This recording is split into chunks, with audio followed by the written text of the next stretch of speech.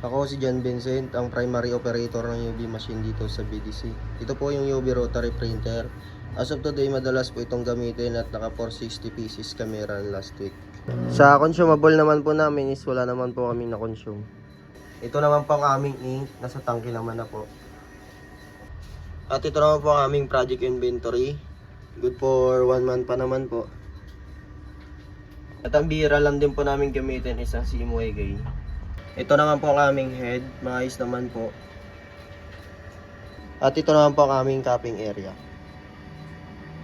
At andito naman po ang aming waste tank area.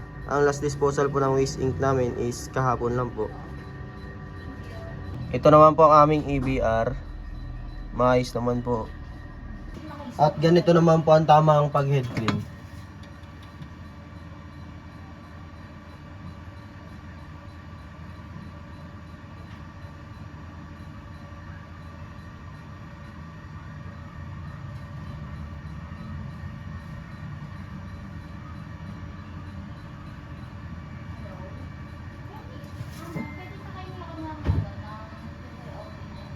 Ganito naman po ang pag-concentrate.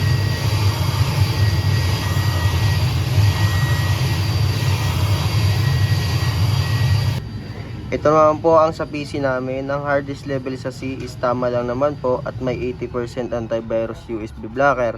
At para iwas virus din po, nag-delete po kami ng file last week. Yun lang po. Thank you.